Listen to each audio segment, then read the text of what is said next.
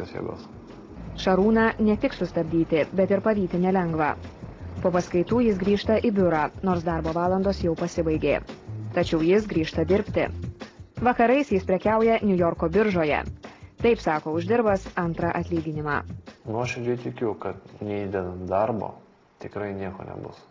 Neįdedant pastangų, tai yra neatsisakant to galbūt šiandien gero vakaro, ne? Žiūrint fainai kokį nors sporto programas, ne? Taip, tai galima daryti. Arba yra kitas būdas tiesiog pasėdėti, investuoti savo laiką ir turėti papildomą atlyginimą. Toks atkaklumas ir užsidegimas sukuria ne tik materialinį gerbuvį, bet ir kur kas svarbesnių dalykų. Jeigu žmogus pamato, kad tokios pačios negalės žmogus gali tą ir tą padaryti, tai jis pradeda mąstyti, o kodėl aš to negaliu padaryti.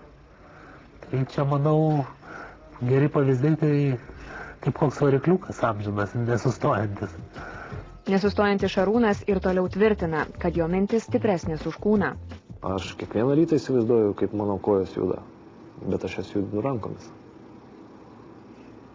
Bet aš matau, kaip jas juda. Aš bandau įsivaizduoti, kaip jas juda. Kitus jis ragina siekti kiekvieno, net mažiausio užsibrėžto tikslo, nes jis ves pirmyn.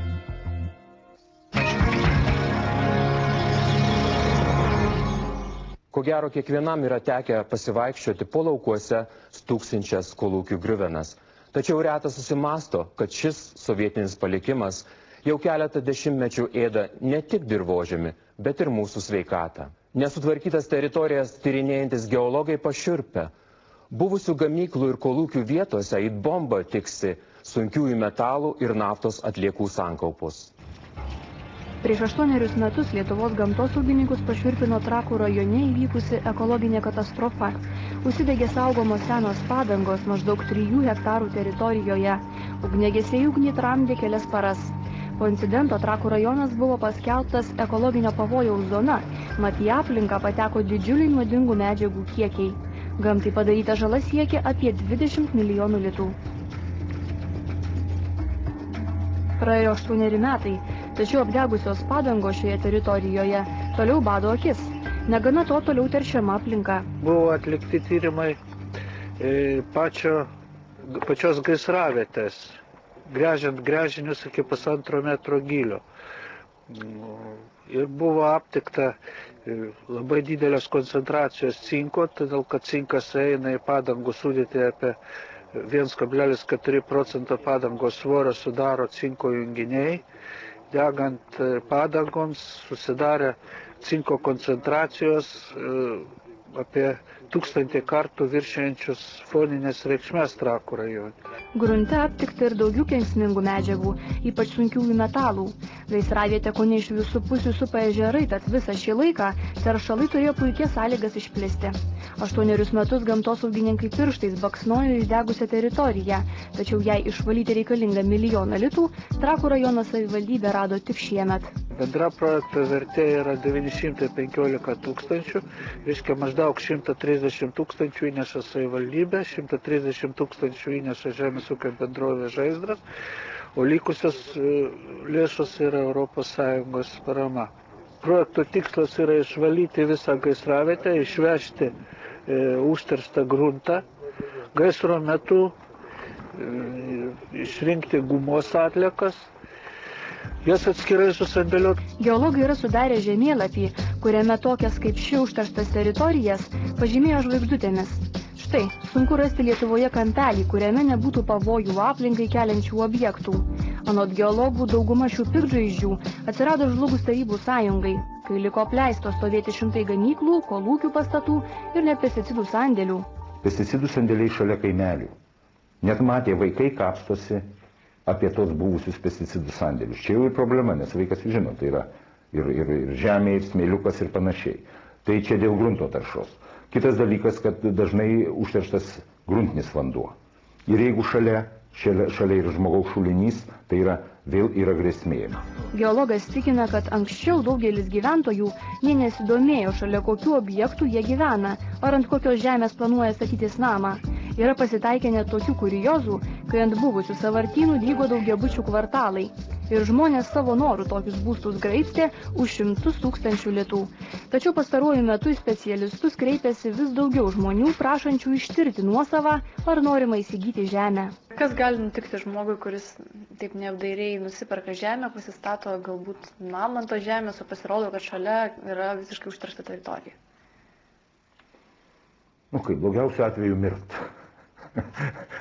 Nes, kaip sako, jūs nusipirkit, pavyzdžiui, nežinodami, kad tai buvo to koks techniko skiemas, kuriame buvo laistoma nafta. Jūs nusipirkat, tai yra vienas, jūs pradedat statyti namą toj teritorijoje, jūs galite susidurti, gilindamas rūsį ar panašiai, jūs galite susidurti tuo, kad jum garai jausis visą laiką pastate.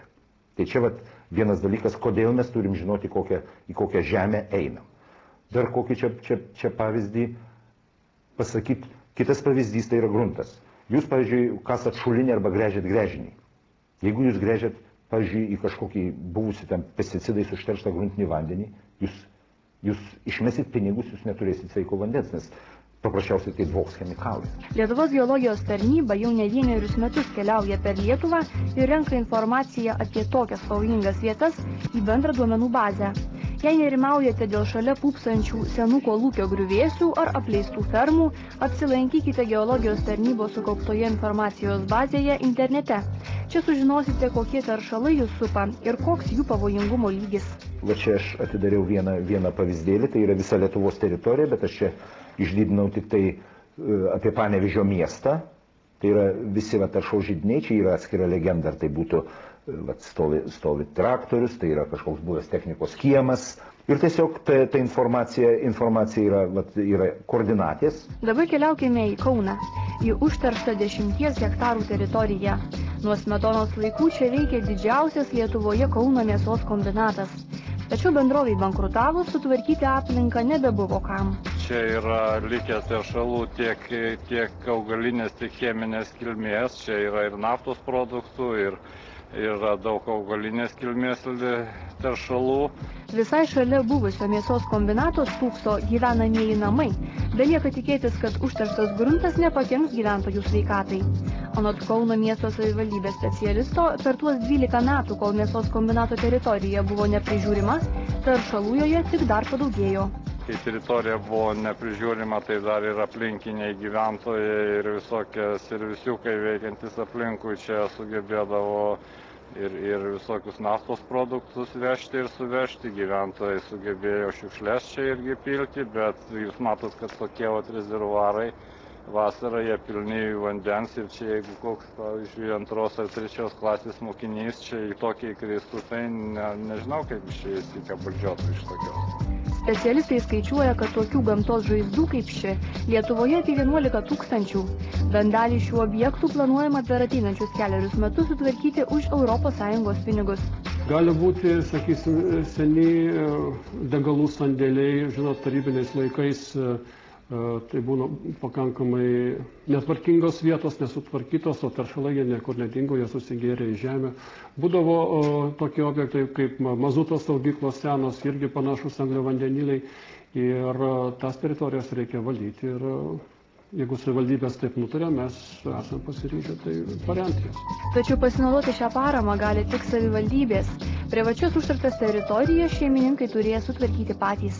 Pinigų buvo skirta virš 53 milijonų ir šiuo metu esame skyrę maždaug 30 milijonų, tai dar 24 milijonai litų yra prieinami naujiems projektams. Ir manau, kad jos tikrai dar yra kur panaudoti. Aišku, kad savivaldybės turėtų padaryti savo namų darbus ir sužiūrėti, kur tos valdytinos vietos yra. Lėšų iš struktūrinių fondų tikisi gauti ir Kauno miesto savivaldybė. Šiam taršos gigantui išvalyti skaičiuojama, kad tam reikia daugiau nei 3 milijonų litų. Pagal ES programą 5% šių išlaidų savivaldybė turės padengti pati. Kodėl taip ilgai nebuvo nieko daroma? Ar dėl finansinės priežasties, ar dėl ko? Na, žinot, tiesiog savivaldybė neturėjo lėšų, kad galėtų tokias didelės teritorijas valyti. Nežinia, už kokius pinigus valysime kitus 11 000 teršiančių objektų, kuriems sutvarkyti europinių pinigų nepakaks. Belieka pasidžiaugti tik tuo, kad naujų apleistų ir pavojingų teritorijų randasi nedaug. Aplinkosaugininkai tikina, kad Lietuvoje jau veikia aiški sistema, įpareigojanti kaltuosius savomis lėšomis kuo greičiau sutvarkyti į aplinką patekusius teršalus.